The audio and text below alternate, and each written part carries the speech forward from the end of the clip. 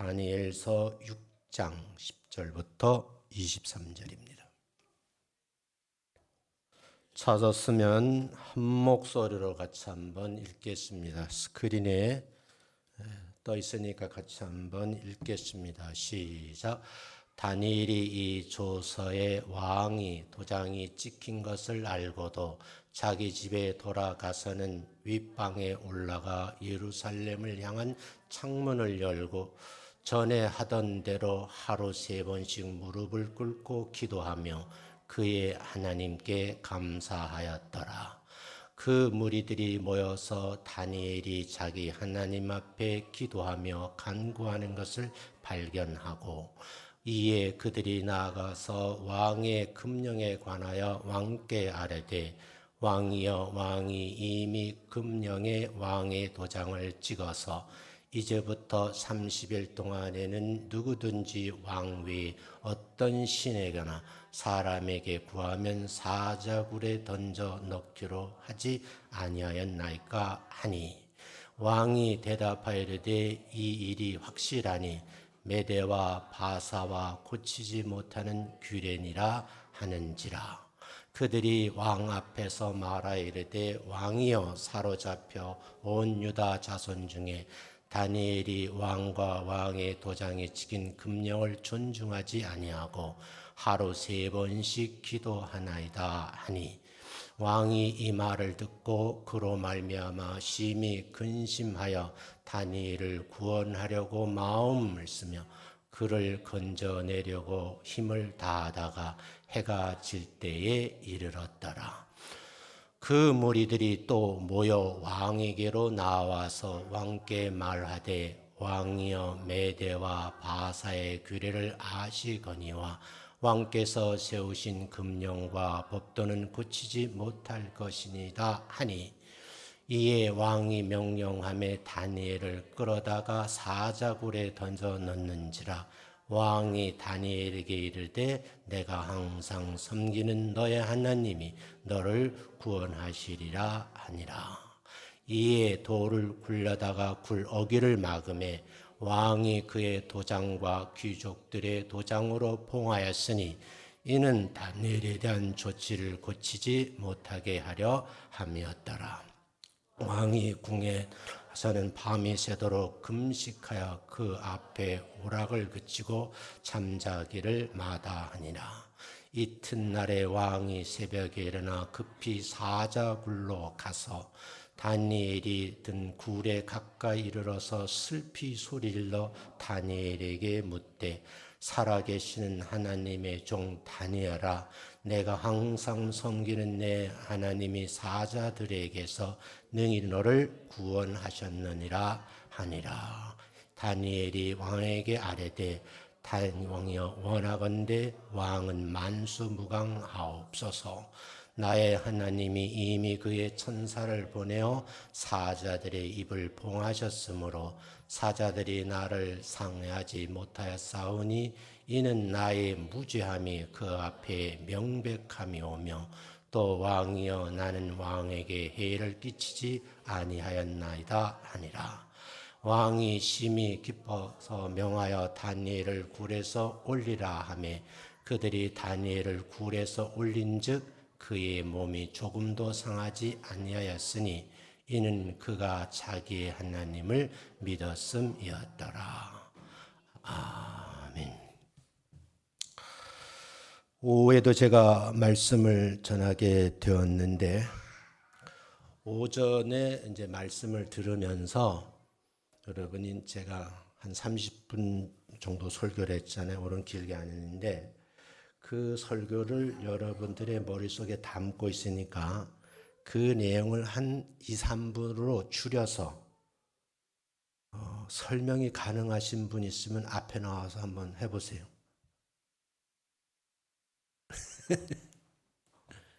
어렵지요? 설교가 사실은 쉬운 건 아니에요. 굉장히 어려워요. 어려운 설교자를 위해서 여러분들은 끊임없이 기도를 많이 해 주셔야 돼요.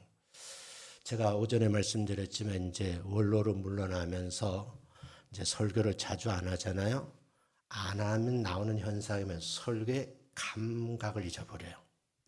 그러니까 설교자는 왜 허목사님을 위해서 기도해야 되는가 하면 설교자는 24시간 움직이면서도 설교 자료를 수집하는 능력이 있어요.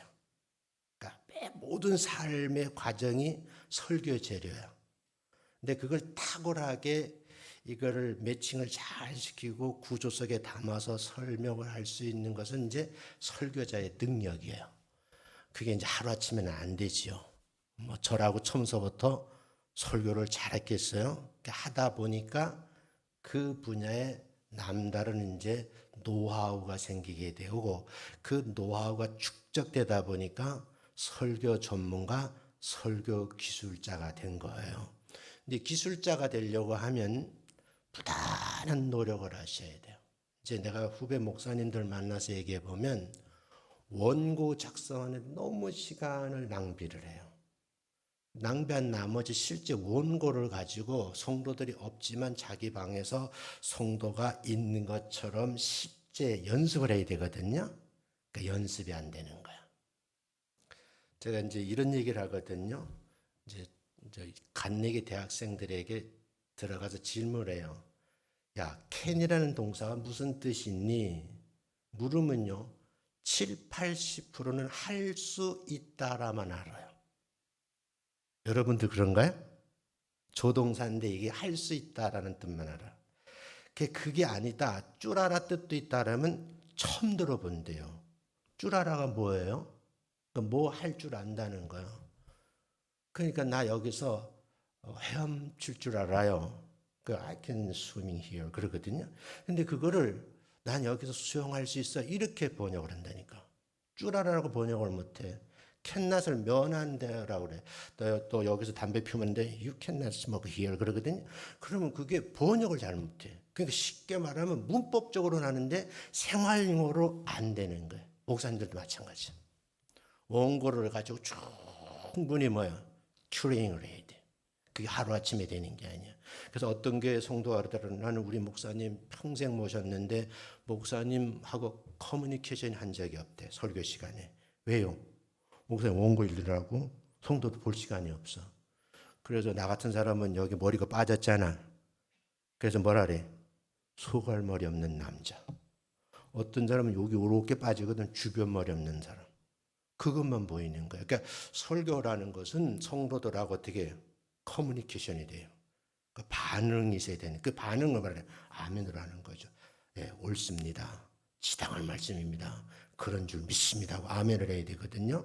예, 그런 이제 관계가 잘 형성될 수 있도록 하셔야 된다. 두 번째 질문이 있는데 현명한 사람이라 1, 2 시리즈로 제가 설계했는데 5회는 성경 수많은 인물들 가운데 딱 두 분만 내가 예를 들겠다. 시간이 많으면 한 분만 할 수도 있어요. 신약의 한 분, 구약의 한 분 하려고 그러는데 정신 먹은 소리 이명준 지사님이 그러더라고. 오늘 오전에 목사님 설교 들으면서 매우 궁금했다는 거야. 도대체 그 많은 성경 인물들 가운데 누구를 예를 들까? 솔로몬일까? 등등 얘기를 하더라고요. 솔로몬을 예를 들 것 같아요? 반응을 하셔야 돼. 누구를 예를 들 것 같아? 이제 이렇게 감각 있는 사람이 이미 감 잡았어요. 본문에 누구의 내용을 읽었어? 다니엘을 읽었잖아. 왜? 그럼 수많은 인물, 구약의 인물 가운데에 다니엘을 선택했을까 하는 건 오전 설교를 들으면 맥을 잡을 수 있어요. 현명한 사람은 세상적인 지식과 말씀의 지식을 근간으로 해서 그걸 적용하고 활용할 수 있는 능력을 그걸 말하래. 지혜라 그랬잖아요. 그러니까 지혜가 없는 사람을 반대로 어떤 사람이라 그랬어요? 어리석은 사람인 거예요. 왜?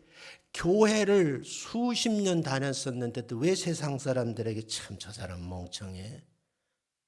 왜 저런 짓을 하지?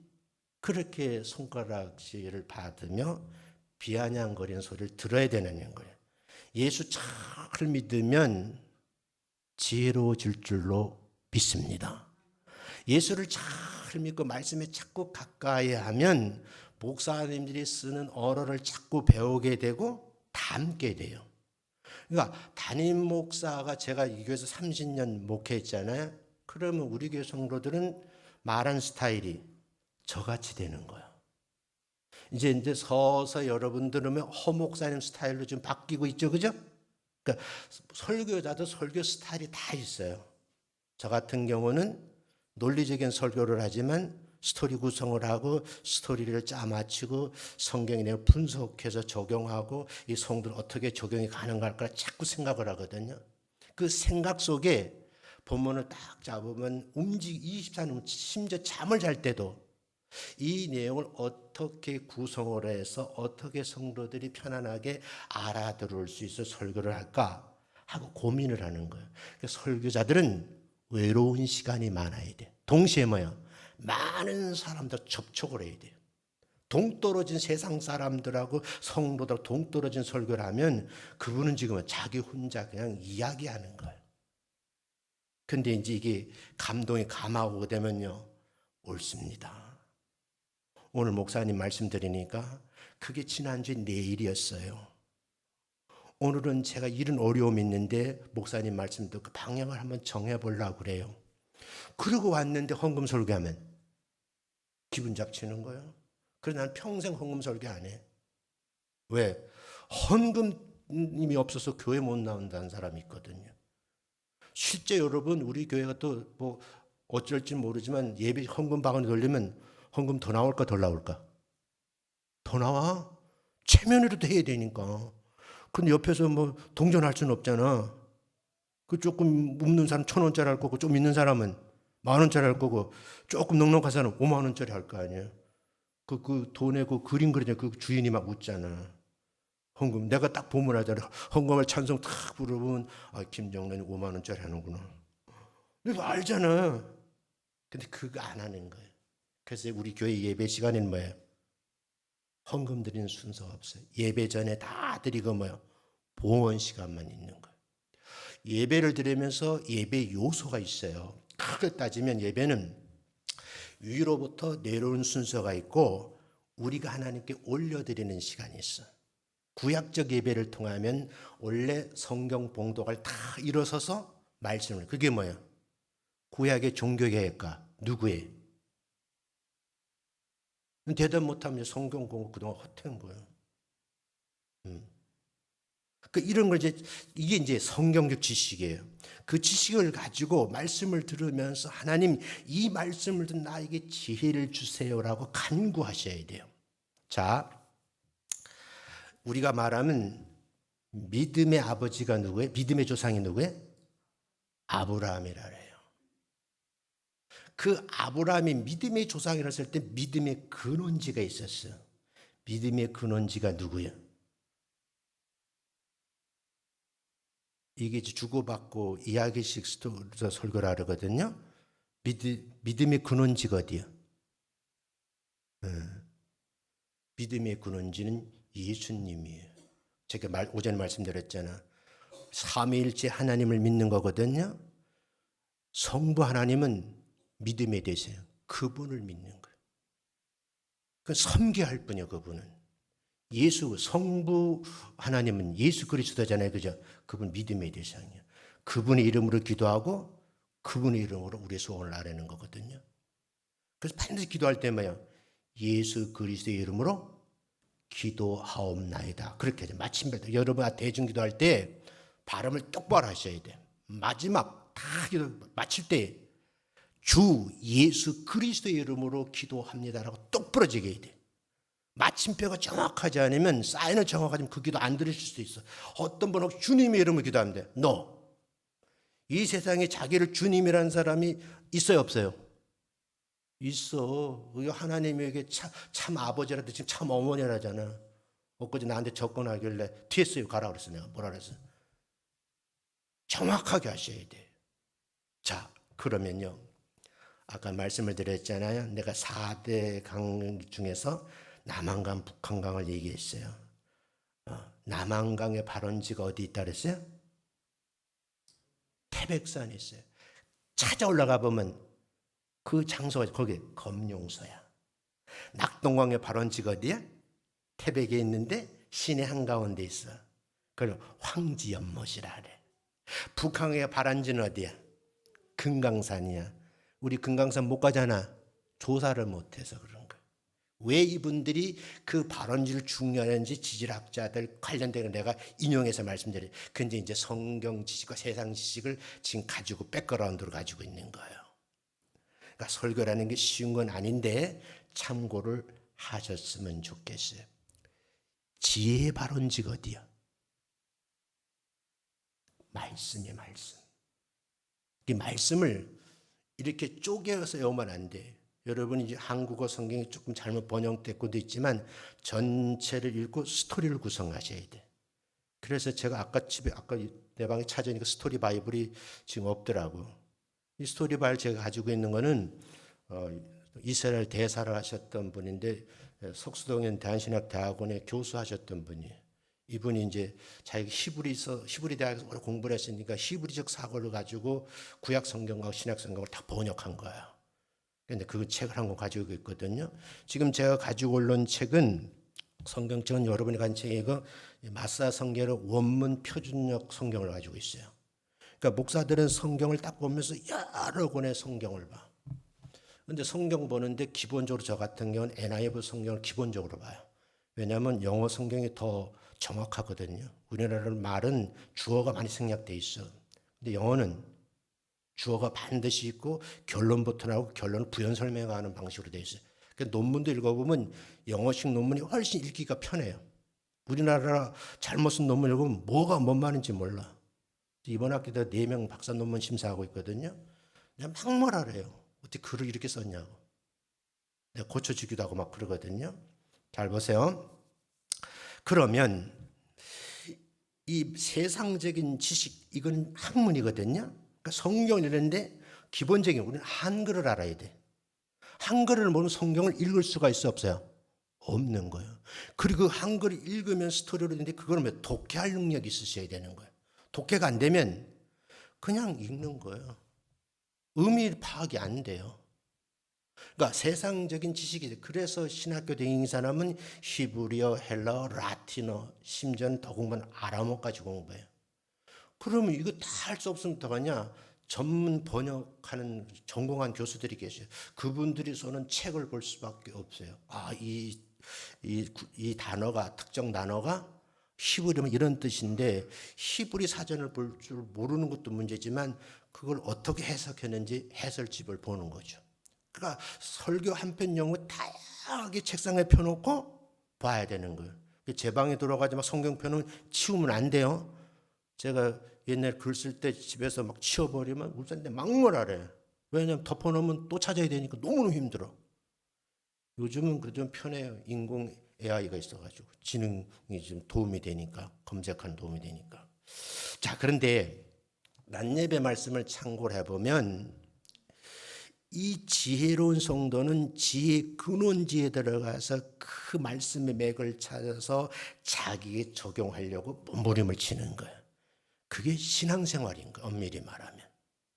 그러려고 하면 제가 아까 말씀드렸지만 집에서 성경을 읽을 때 누워서 읽는 것이 아니고 정자세를 딱 취하고 책상 앞에서 성경을 펴놓고 맨 먼저 뭐라 그러지?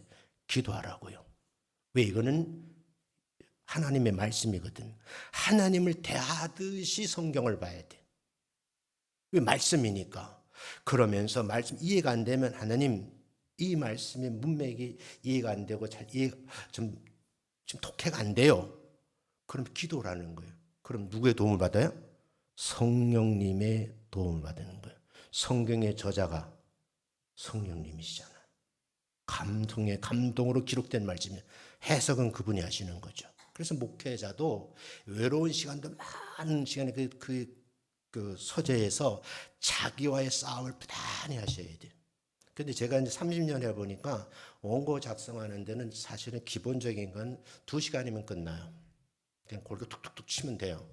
근데 이제 목사님들 만나보니까 그게 안 된다 그러더라고요. 저는 이제 학교에서 강의를 하고 논문을 이제 등재지 쓰고 이러다 보니 익숙해져 있어서 그게 되는 거예요. 이 논문 편집이 안 되는 분이 의외로 많아요.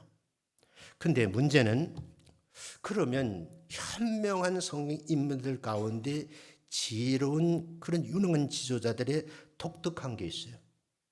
이 현명한 사람 말씀의 그 지혜 샘에 들어가서 자기 것을 만드는 사람들이에요. 그걸 내가 뭐라 그랬느냐? 지혜의 등불을 밝힌 사람들이 있다는 거예요.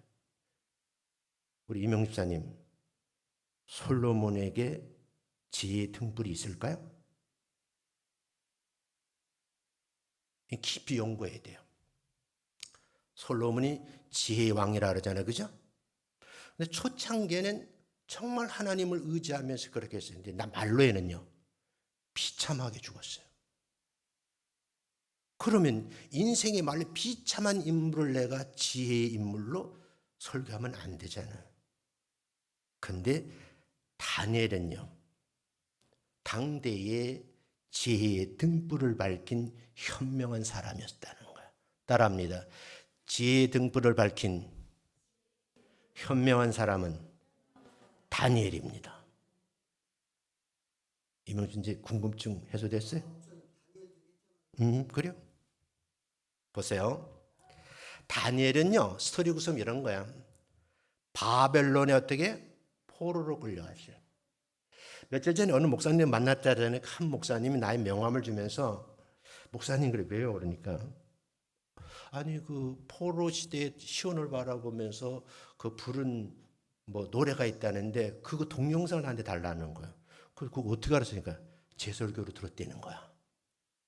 자기도 지금 나이 평생 됐는데 그 노래가 그냥 춤추는 노래인 줄 알았대.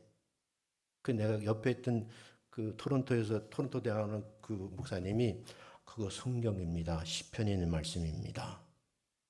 시온 그 강에서 시온을 바라보면서 안타까운 마음으로 노래를 부르는 거다. 근데 한번 설교했잖아요. 그죠? 근데 이런 분이 왜 그런가 하면 이분은요, 포로로 끌려간 젊은이였어요. 근데 여러분 지금 읽은 성경을 딱 읽어보면요, 마음을 굳게 해서 변함이 있어서 없어. 변함이 없었어요. 신앙이라는 게 그런 거예요. 한번 딱 마음을 먹었으면 변하면 안 돼. 그래서 진짜 신앙인은 불변의 신앙이에요. 어떤 세상적인 환경 어려움 밀어닥쳐도 내 믿음 어떻게? 그 삶이 일편단심이 돼야 돼. 믿어지시면 아멘. 그래서 그는 왕의 궁중에서 자기의 신앙을 지키려고 흔들리지 않으려고 몸부림을 지키면서 내 신앙 누가 지킨다? 내가 지킨다. 그게 지혜예요. 저는 그래요. 설교를 준비하면서 강단에 서면서 조금 안타까운 마음이 있어요. 사실은 제가 말씀드렸지만 30여 명 성도들이 이 교회를 건축했잖아요. 그리고 30명들이 이 교회를 어떻게 할까 고민을 했어요. 초창기부터 이명주 집사님도 계시지만 이게 그 다음 주부터 성령 꽉 차 있었어요. 좀 많이 비었지만 이걸 어떻게 다시 채울까? 코로나 문제도 있지만 저의 고민도 고민이고 허 목사님의 고민이겠죠. 근데 여러분, 내가 엎드려 감사하는 것은 그렇게 어려운 상황 끝까지 30여 명이면 교회를 또 내가 지켜줬다는 게 너무너무 감사한 거예요. 내가 건축원과 소리를 한 번도 안 했어요. 그럼에도 자리를 지켜준 성도들이 목사에게 너무너무 고마운 거죠. 그런데 이분이 흔들리지 않은 불변의 신앙을 가지고 있었기 때문에 어려움을 헤쳐나갔는데 그 원동력이 뭔가? 하나님께 주신 뭐야? 말씀의 근원지서 뭐야? 지혜를 갖고 있었다는 거야. 그래서 굉장히 중요한 거예요. 다니엘은요, 세상적인 지식이 있었을까 없을까? 많이 있었어요. 세상 학문에 능해. 근데 이런 말씀의 지식이 꽉 찬 이 두 가지가 어울려 믹서돼 가지고 자기 심령 속에 돌아가는 거예요. 여러분, 우리가 이 믿음이 든든해지려면 세상 지식도 있어야 돼요. 그 지식과 함께 말씀의 지식을 믹스를 할 수 있는 능력이 있으셔야 돼. 그러려고 하면 여러분이 영성이 필요한 거예요. 그러니까 목사에게 있어서 영성 왜 필요한가 하는 건 두말 나위가 없어요. 어떤 목사님은 그러더라고요. 나는 한 주의 설교를 위해서 토요일에는 아예 교회를 비우고 기도원에 갔어요. 그게 안산 동산교 김인종 목사님이 제가 여러 번 배웠거든요. 그분 만나려면 저 군포에 있는 군포교회 산수에 올라가야 만나. 왜냐하면 교회에 있고 집에 있으면 뭐요? 목사님은 자꾸 불러대니까 집중이 안 되니까. 저도 그렇더라고요. 집에서 컴퓨터 다 있어요. 안 되니까 어제 아침에 일찍 교회가 온 거예요. 그냥 빈속에 온 거예요. 굶는 게 뭐 대수겠어요? 왜요? 영의 양식을 갈급한 성도를 생각하면서 말씀의 준비를 자꾸 하는 거예요. 근데 오후 예배 준비는 좀 부담스럽더라고. 그래서 2부 예배 설교를 준비를 다 해놓고 하나님 기도하는 하나님 이분은 어떤 설교할까요? 갑자기 마음이 감동하기를 나눠봐 원투로 나눠봐. 그건 현명하다 1에서는 이런 내용을 설교 2부에 이렇게 설교할까 갑자기 지혜가 떠오르더라고요. 갑자기 나눈 거예요. 그러면서 지혜로운 인물들 찾으니까 몇십 명 돼요. 그 중에서 어느 분을 선택할까 기준을 딱 선택 텍스트가 뭐예요? 2부 예배 설교 온 거예요. 참고하셔야 돼요. 다니엘은요.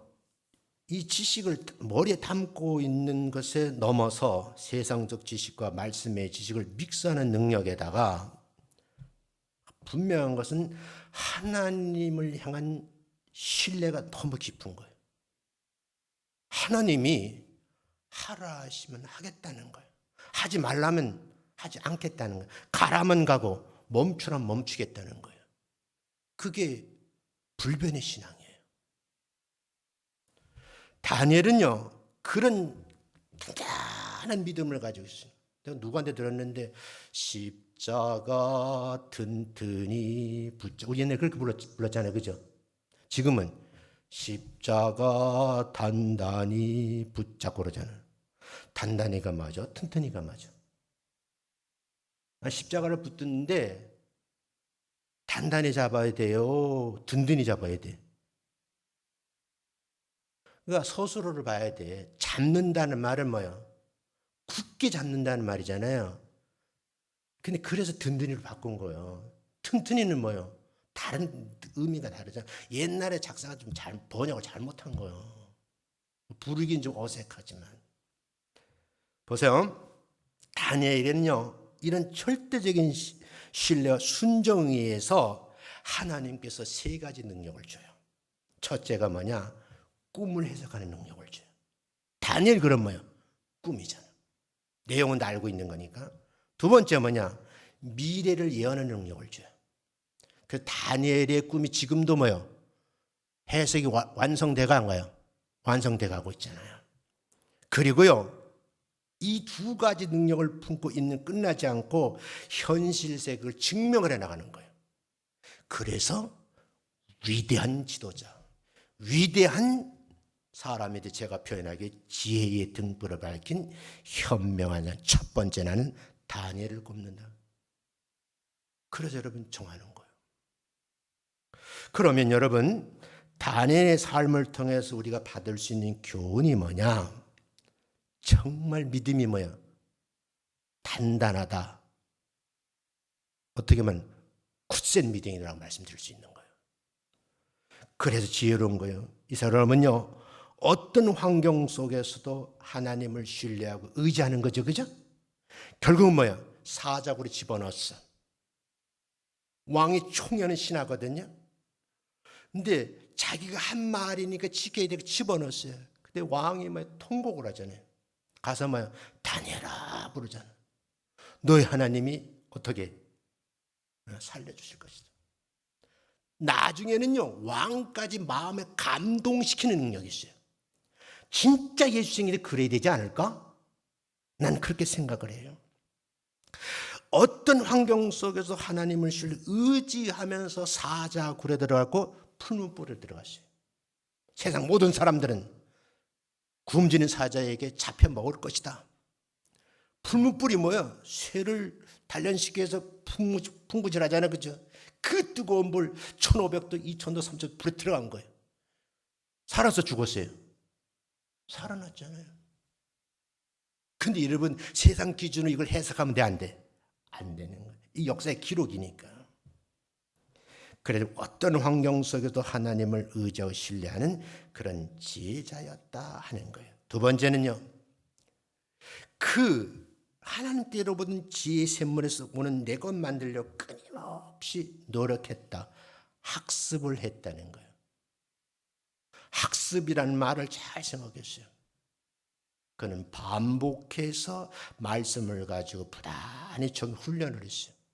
훈련하다 보니까 어떻게 노하우가 생겨, 그 노하우가 축적이 되니까 뭐예요? 그 나름대로 스킬이 생긴 거예요. 그걸 기술이라는. 그러니까 오전에 축적된 기술이냐. 기술을 자꾸 지혜를 축적시키면요, 나중에 그걸 써먹을 수 있잖아요. 써먹을 때 그걸 기술이라는 거예요. 테크놀로지가 아니고 스킬이라는 말을 쓰는 거예요. 그리고 우리 사회복지에서는 뭐예요? 사회복지 실천 기술이라는 책이 있는 거예요. 사람 다른 기술을 지금까지 많은 학자들이 쌓은 데이터를 가지고 그거를 학자들이 분석해 놓고 그걸 응용하면서 사람 다루는 기술을 가리키는 게 여기 사회복지 실천 기술론이에요. 그래서 여러분 끊임없이 뭐 해야 된다? 말씀 공부를 해야 된다. 지혜의 샘으로 들어가서 그 근원지에서 샘물을 마셔야 돼. 다시 한번 설명드릴게요. 여러분, 그 낙동강 발원지도 있고 남한강 발원지도 북한 발원지 있잖아요. 북한은 가볼 수 없어. 근데 여러분, 낙동강 발원지 황지연못 우리나라 가서 보니까 거기 바가지가 딱 있더라고. 바가지 물을 퍼먹어봐. 쓴물일까? 단물이에요. 오염되지 않는 물인 거야. 왜 지혜로 되는 걸? 말씀을, 오염되지 않는 말씀을 계속 마시는 그런 과정이 반드시 필요하다는 거예요. 그래서 요즘에 목회자들 가운데 말씀을 오염시키는 목회자들이 너무 많아. 해석을 잘못하는 목사들이 너무, 말이 너무 거칠어. 험한 말을 막 하고. 하나님 까불면 죽는다. 말이 되는 소리예요. 그건 신학 공부도 안 한 사람이에요. 더구나 장로교 목사가 그러면 안 되지. 여러분, 분명히 이해를 하셔야 된다. 그 말씀을 드리고 싶어요. 두 번째, 이 사람은요, 끊임없이 훈련과 반복하는 그런 과정을 겪으셨다. 그렇게 하고, 세 번째는 왜 지혜로운가? 몸가짐이 항상 뭐예요? 겸손해요. 전에 말씀드렸잖아. 예배를 드릴 때는 예배당에 딱 들어오는 순간에는 뭐예요? 겸손해지셔야 돼요. 제가 지난번 조지아 아르메니아 쪽에 그 사도 교회를 가봤어요. 사도 그 교회들의 공통점, 입구가 굉장히 작아요. 안쪽 굉장히 넓은데 허리를 구부려야만 들어갈 수 있어요. 예배당에 들어온 순간서부터 자기 몸가짐을 낮추셔야 되는 거예요. 예배당에 들어와가지고 그냥 너는 설교해라 나는 듣겠다. 그건 바람직하지 않은 거예요. 근데요, 제가 경험상 보면 제가 대형교회 있을 때 그런 집사님 들었거든요. 깨지더라고. 하나님 가만 안 두시더만 치시더라고요. 그래서 내가 가끔 설교하잖아요. 제일 바보 같은 성도, 매 맞고 울면서 회개하고 그때 고치는 성도, 그 어리석은 성도야. 지혜로운 성도는요, 매 맞기 전에 고치는 거야. 아멘? 아니 정복도 목사님만 아멘이네. 다른 사람 왜 아멘 안 하는 거예요? 아멘? 아니 시건 두드러 만신창이 돼가지고 전부 의지 없어 그러지 말고 이미 징조가 와. 나 자신을 나만큼 아는 사람이 어디 있겠어요. 그러면 이게 하나님께서 내 이렇게 가다 한 방 맞을 것 같은데 그러면 빨리 자세를 낮추셔야 돼요. 겸손해지는 게 필요하다는 거예요. 그래서 다니엘은요 3가지야. 첫 번째 뭐라 그랬어요? 왜요? 하나님을 굳건한 믿음이 있었고 끊임없는 노력을 했던 분이고 겸손한 태도를 가지고 나라를 이끄는데 공헌을 한 신하예요. 그러니까 왕이 뭐야? 총애를 하잖아요. 저는 그래요. 부교육자들이 우리 교회 부흥대 많아지면 텍스트가 뭐냐? 저는 우리 부교육자 뭐라 하는 사람은 아니거든요. 근데 어느 날 딱 보는데 예배당에 딱 기도하더니 쓰레기를 줍는 거예요. 휴지를 줍는 거예요. 그건 된 사람이에요. 1년 360일 52주 교회 근무하면서도 교회 예배당 한 번도 청소하는 부교육자. 잘못 배운 거예요. 저희들 부교육자 할 때 우리 전사님과 두 분 있었는데 우리 둘이 교회 청소 다 했어요. 지금도 저는 지난주도 교회 와가 지하에 거미줄 떼고 돌아다녔어요. 내가 몸된 교회를 사랑한다고 하면 그렇게 될 수밖에 없는 거예요. 아니 청소는 뭐 교육자가 하면 안 돼요? 그 사고방식 고치셔야 돼요. 하나님 앞에 바로 서지 못하고 나선다? 성도들이 반응 안 한답니다. 그러면 이제 여러분 신약에 와서는 지혜의 등불을 밝힌 지혜로운 현명한 사람이 누구일까? 누구일 것 같아요? 바울이에요. 바울. 단연코 바울이에요. 사도 바울은요 예수를 만나기 전에는 유대교의 아주 독실한 신자요 교역자요 말씀의 권위자였거든요. 정통한 히브리 사람이에요. 그러니까 유대교에서 봤을 때는 예수가 나타나서 주장하는 거랑 논리 안 맞잖아요. 그러니까 예수를 따르는 기독교인을 죽이려고 눈이 시뻘게 돌아가 다닌 거예요. 어디 현장가 있으세요? 신약성에 스데반이 죽인 현장이 있었어 없었어요? 없었어요. 그리고요 어디로 가요? 잡아 죽이려고 가는 길이야.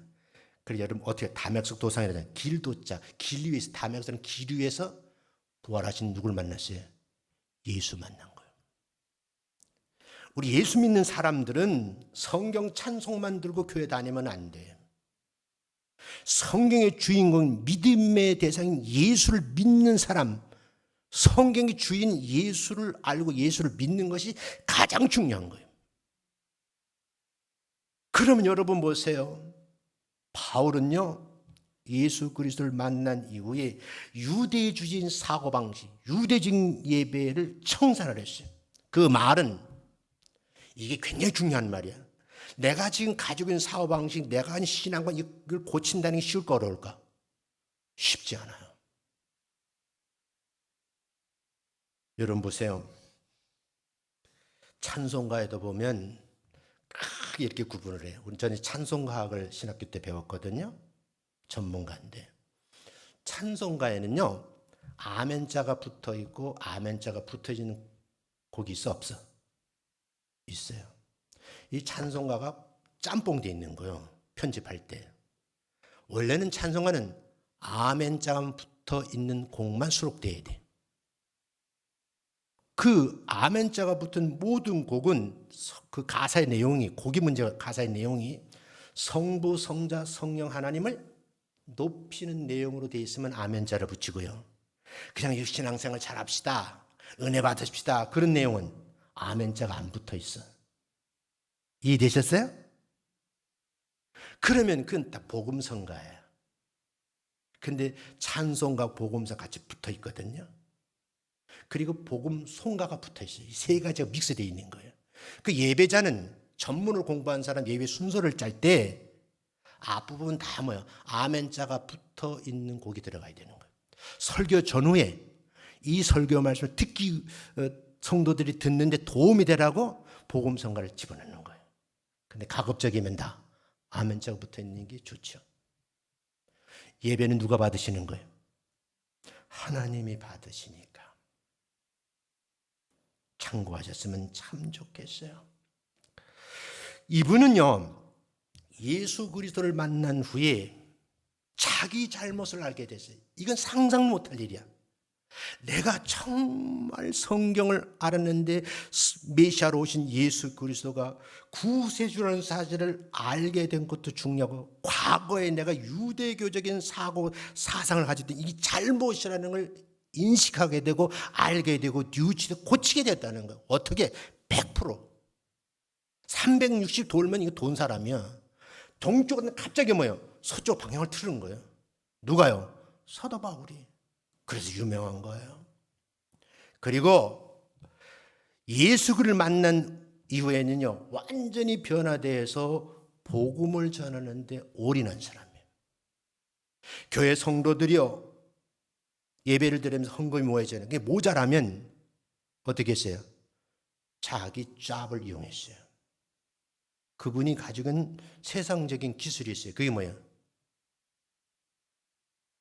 뭐예요? 양탄자 짜는 기술이거든. 천막, 그 천막 짓는 거예요. 그러니까 천막을 짓거든. 이제 그쪽 사람들은요. 그러니까 돈이 모자라면 어떻게 해? 천막을 짓는 거예요. 이걸 이제 우리나라는 번역하기를 자비랑 선교로 번역해요. 그래서 자비랑 선교라는 말이 텐트 메이커야. 텐트를 만드는 사람. 오늘날에도 예수 믿는 사람들이 목사이든 평신도든 간에 하나님의 복을 울면서 자기의 물질을 어떻게 해? 들을 수 있는 능력이 있어야 돼요. 근데 그 드린 물질은 누구한테 드린 거예요? 하나님 앞에 드리는 것이지. 그걸 주보에다 막 내고 광고라고 떠버리고 이거 안 하는 그건 아니라고 봐. 제가 아까 오전에 말씀드렸잖아. 제가 교회 수억 헌금했잖아요. 지금 말씀드리는 거요. 내가 헌금했다고 주보에 낸 적 있어요? 근데 우리 어머니가 우는 게 뭐냐면 저분 깡통 주워가지고 몇 천만 원 헌금한 분이야. 그걸 자랑해야 돼요? 저는요, 목사가 돼서 정말 감사하고 성도들 고마운 게 뭐냐면 이런 고백을 했어요. 평신도들은 보상 없이 하나님 앞에 헌신을 해요. 근데 목사들은 헌신하고 사례비를 받잖아. 그 내가 너무 마음속에 짐이 되는 하나님 나라 갔을 때 내 상급이 있을까? 그래서 가급적 제사는 그 받지 않는 것이 내 신앙의 그 신조예요.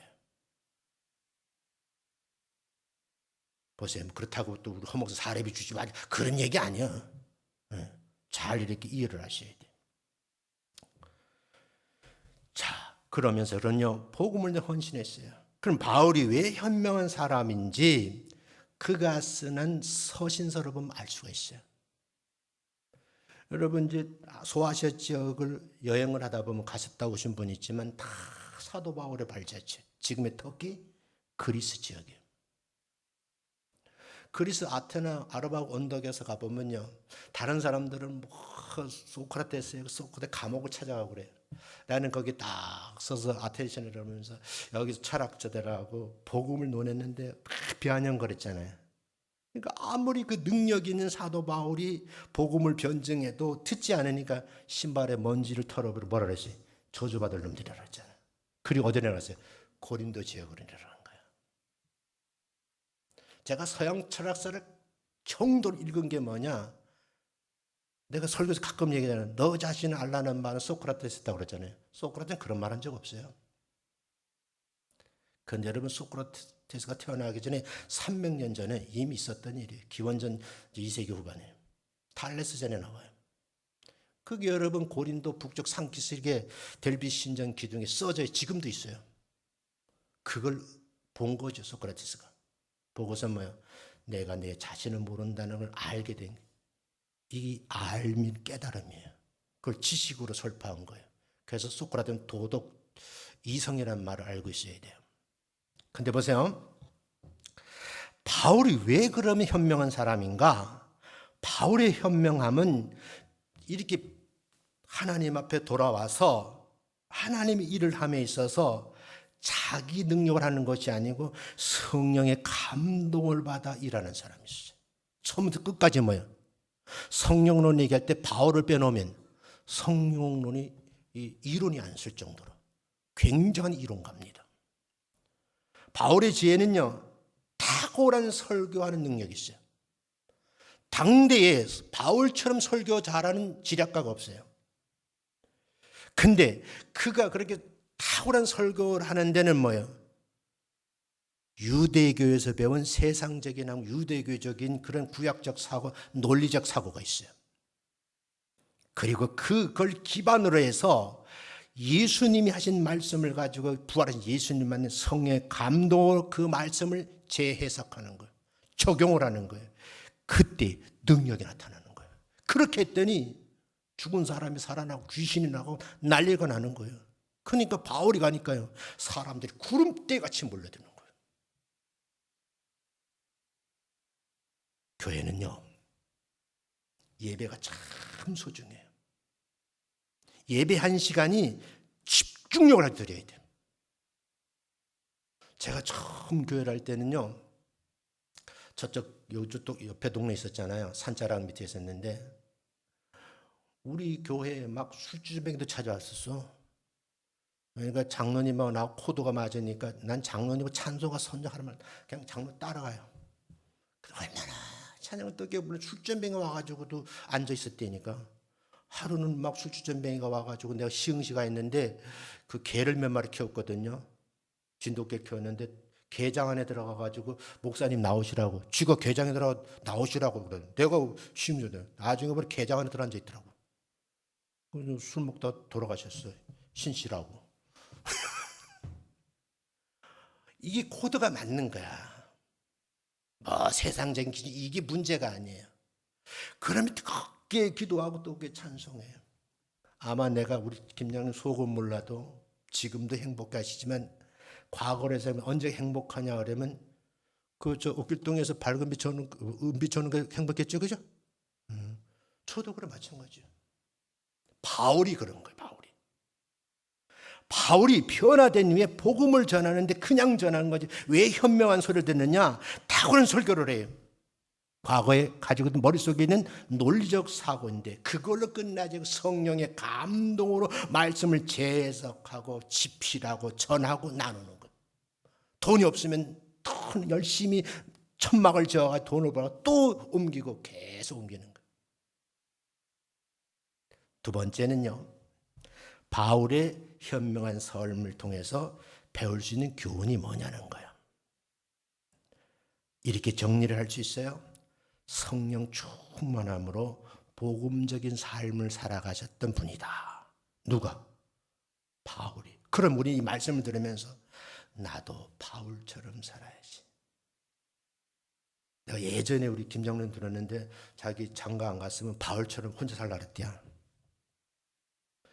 모든 사람들이 바울에는 그만큼 감동이 가는 인물인 거예요. 왜 현명한 사람인지 이해가세요? 성령의 인도하심을 따라 살 때에 그에게는 번쩍번쩍 빛나는 지혜가 나타나는데, 이야, 안 되는 것도 되게 하는 분이 저분인데 저분 뒤에 뭐예요? 지혜. 그 지혜의 근원이 뭐예요? 하나님의 말씀이라는 거죠. 또 한 가지는요, 끊임없이 기도를 했어요. 기도의 사랑은 그럼 사도 바울이에요. 바울은요, 어려운 상황 딱 직면하면요, 무릎 꿇는 것이 습관이 되었어요. 우리가 삶 속에서 어려움을 당하게 되면 이 사람 저 사람 만나가지고 뭐 해결할 수 있는 방법이 없을까 막 고민하고 막 그러잖아요. 그게 아니고 진짜 신앙에는 엎드려 기도하는 거예요. 기도하다 보면 하나님 어떻게 사람을 붙여주시지. 하나님 누굴 통해 일하셔? 주변에 있는 사람을 통해 역사하시거든요. 제가 이 교회 지을 때도 그랬잖아요. 중고는 어떻게 뛰나 고민하고 막 연구실에서 전전긍긍. 내가 교회인데 아무 말 안 했어. 근데 소방 설비하는 집사님이 저를 찾아와가지고 목사님 이런 부도납니다. 제가 소방 설비 이거 계약할 때 이렇게 계약서 쓸 테니까 모든 사람 다 이렇게 계약서 쓰세요. 근데 갑자기 배짱이 생기더라고. 소방 설비 1억 5천만 원인데 1,500만 원 10% 계약서 쓰고 나머지는 다 준공 띄고 준공 필요한 뒤에 잔금 은행에 대출해서 주겠습니다 쓰라는 거예요. 내가 그런 생각이 그런 아이디어가 어디 있어. 그분이 주더라고. 정기업자 불렀어. 당연히 이렇게 할 거 안 할 거야. 고개를 껐던 거잖아. 그럼 공사 어때? 70%다. 나 부도 낼 거야? 70% 받을까? 그럼 못 받는 거지 부도 나면. 그러니까 목사님 말씀대로 하겠습니다. 그래서 열 몇 명을 다 그렇게 계약서 쓴 거예요. 그리고 하는 말이 준공 되려면 12가지 과정 이게 순서를 다 적어주면서 이거대로만 하세요. 그럼 준공 납니다. 그래서 여러분 설교한테 물었어요. 진짜 그렇다는 거예요. 그래서 여러분 이게 본당만 인테리어 나머지 지금도 여러분 페인트 칠 안 했는 거 지난번에 추천장 칠했잖아. 돈이 없어가지고 장로님 뭐 나오고 정도 밤새고 지하하고 뭐 페인트 칠했어요. 교회 접어지 않은 목사님 이 사정 몰라. 성령의 인도하심을 따라 살 때 그때서 진짜 지혜가 뭔지 하나님이 공급해 주시는데 느끼는 거죠. 아, 하나님 이런 지혜를 이런 사람도 붙여주고 저런 사람도 이렇게 완성시켜 가시는구나 하는 것을 알 수 있는 거예요. 그러니까 삶에서 경험하지 않은 것은요, 여러분 누구한테 설명이 불가능해요. 그럼 이게 이제 이론적이 되어버리는 거예요. 또 한 가지는요, 바울은요, 섬기는 삶에는 사랑으로 섬겼다는 거예요. 바울은 복음을 전하는 동시에 사람들을 섬겼어요. 사랑으로 섬긴 거예요.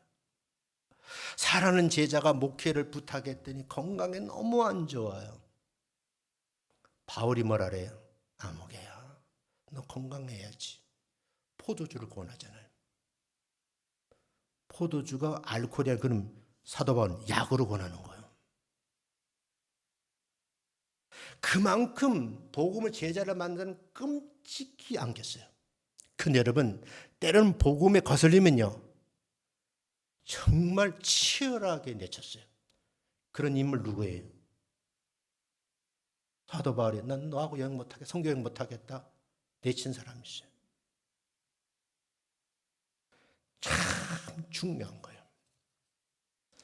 두 사람 속에 있어요. 막 소개하면 끝도 없고 한도 없어. 제 머릿속에는 막 이게 실타래째 풀려가 막 가만히 풀려가지고 막 설교가 돼요. 자, 이렇게 말씀을 맺습니다. 두 번의 설교를 들으면서 여러분은 어떤 점을 느끼셨는지요? 우리가 살아가는 삶의 여정 가운데 왜 지혜가 필요하다고 생각하시는지요? 지혜의 근원지, 발원지가 말씀이라 그랬어요. 낙동강 발원지에 가서 바가지고 물을 한 바가 탁 들으면 시원하잖아요. 그죠? 물이 단맛이 나잖아요. 지혜의 근원지 말씀이 탁 들어가서 시원함을 그 단맛을 느끼게 돼요. 말씀을 읽을 때 뭐예요? 꿀송이처럼 달다는 체험을 하셔야지만 예배가 지겹지 않아. 그리고 목사의 설교가 머릿속에 쏙쏙쏙 들어오는 거예요. 목사도 마찬가지예요. 하나님, 제가 평생 목사님을 위해서 기도하라잖아요. 저를 위해서 기도했잖아요. 그죠? 저를 위해서 내가 기도 못하겠어. 우리 목사님에게 무슨 은사를 달라고요? 말씀의 은사를. 목사는 뭐니 해도 뭐요? 말씀 은사예요. 어떤 분은 목회가 안 되고 신의 은사를 달라가지고 뭐 방언 기도하고 귀신 내쫓고 병 고치고 이런 거 해가 교회를 부흥시키려고 해요. 아니요. 목사는 첫째도 말씀, 둘째도 말씀, 셋째 말씀이요. 말씀이 있어요. 말씀을 끝나는 종이 진짜 제대로 된 목사죠. 근데 그 말씀 은사를 받았어요. 말씀 은사를 받았는데 그 말씀을 가지고 잘 해석을 한 다음에 성도들 되게 잘 가르쳐야 돼요. 저는 학교에서 있어서 알잖아요. 강의가 딱 끝나면 학생들이 강의 평가를 해요. 그럼 이제 강의 평가 기간이 되면 교수들끼리 모여가지고 막 그걸 공유는 안 해요. 어떤 교수님 얼굴 푹 그러져가지고 근데 이제 교무처에 불러가고 총장한테 불러가는 거예요. 근데 이 다음 학기 되면 강의가 빠져요. 시간 강사들은요 바로 빼버려요. 강의 안 줘요. 보은교 전임 교수들도 강의를 막 빼버려. 그리고 특단의 조치 취하는데 이제 12학점 이상 강의를 해야 되거든요. 우리 전에 제가 있던 학교는. 그럼 그거 뭐 강의 빠져나요. 월급에서 빼버려요. 그러면 제가 학과장 할 때 막 옆에 교수님 와가지고 교수님 왜 그러니까 저 강의 하나 주세요. 다 학과 교수인데도 우리 학과 강의 막 달라 그래. 그런 실제 벌어진다니까. 주의 종은 하나님 자나깨나 엎드려서 하나님 나에게 뭐요? 말씀의 은사를 주옵소서. 그 은사를 받아가지고 그 받은 은사 얼마나 감격스럽게 이 말씀 어떻게 성도들이 잘 가르치는 은사를 저에게 주옵소서. 하나 또 있다 그랬잖아요. 그죠? 뭐라 그랬어요? 장로님 뭐예요? 예? 다스림의 은사야. 비록 젊은 목사를 할지라도 목사님 말씀의 권위를 가지고 단에 서고 말씀을 전할 때 아멘 소리가 나와야 되고, 두 번째 회의를 할 때 목사님이 안을 내놓으면 그 안에 대해서 노라고 말하면 은사가 없는 거예요. 저 평생 김 장로님하고 있었지만 저는 회의를 자주 안 해요. 왜냐하면 나도 부족할 수 있거든. 노할까 봐. 노하기 전에 충분히 설명을 해요. 이러이러해 합니다. 이 세 가지가 있어요. 앞으로 저는 이제 한 달에 한 번씩 안 하니까 괜찮아. 우리 허 목사님에서 하나님 새벽마다 집에 있을 때 우리 목사님에게 말씀의 은사를 주옵소서. 여러분이 기도하면 성경을 쫙 했는데 쭉쭉쭉쭉 해석이 돼요. 그게 막 꿀송이 다른 거야. 근데 그 말씀을 막 설교를 작성하면서 목사님이 성도 떠올리면서 오늘 이 말씀 전에 우리 성도들이 은혜를 받을 거야. 할렐루야 소리 막 나와. 그 강단 딱 서면 예배 감각이 살았잖아요. 달라요. 제가 이번 주 오늘 하자는 감각을 잃어버려서 그래요.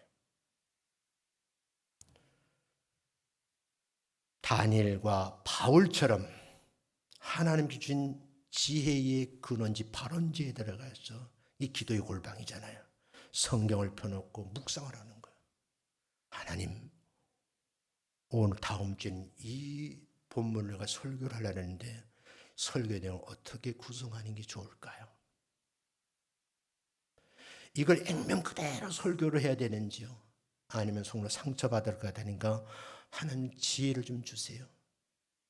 그러면서 누웠다 앉았다 섰다 컴퓨터 앉았다 저것도 지웠다 저것도 이러면서 한 6, 7페이지 원고를 작성하는 거예요. 저는 보통 12페이지 작성하거든요.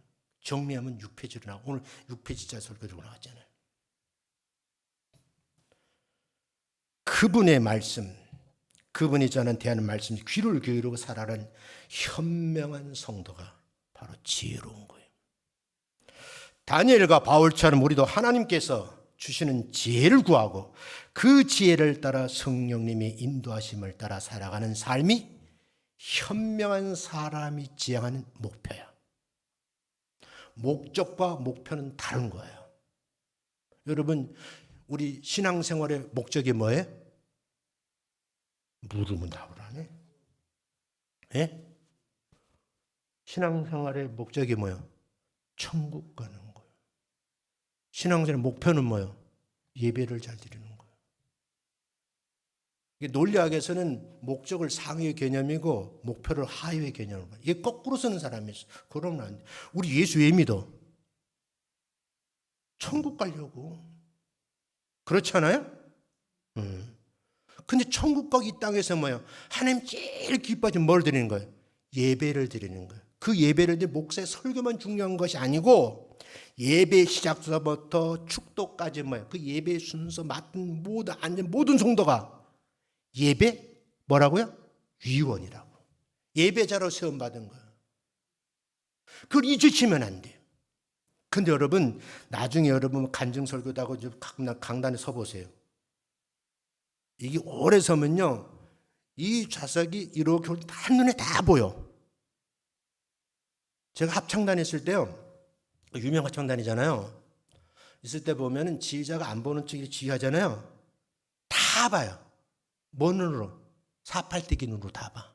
자기 악보 보면서 다 쳐다보고 청음이 발달돼가지고 그 사부를 다 너 잘못했잖아. 세워놓고 뭐 시키고 막 그래요. 두렵지요. 이 청음이 발달된 사람 주의하는 거예요. 이게 감각인 거죠. 하나님을 신뢰하시면 아멘. 그분의 말씀을 끊임없이 배우는데 그냥 배우는 것이 아니고 정자세로, 바른 자세로 배우고요. 그분이 가르친 삶을 겸손하게 따라가는 삶이 뭐예요? 제자의 삶이에요. 그걸 보고 그래. 빛과 소금의 역할을 감당하고 있다 그러는 거죠. 오늘 이 자리에서 구약의 누구? 다니엘. 신약의 누구? 바울. 이 사람 뭐예요? 어두운 세상에 등불을 준비한 사람이야. 솔로몬은 준비는 했어. 불을 밝혔어, 못 밝혔어? 못 밝힌 거예요. 우리가 마지막 생의 마감을 할 때 등불을 들고 슬기로운 처녀처럼 끝까지 신랑 오시면 어떻게 기다릴 수 있는 롱런하는 성도가 되시길 주의 이름으로 축원합니다.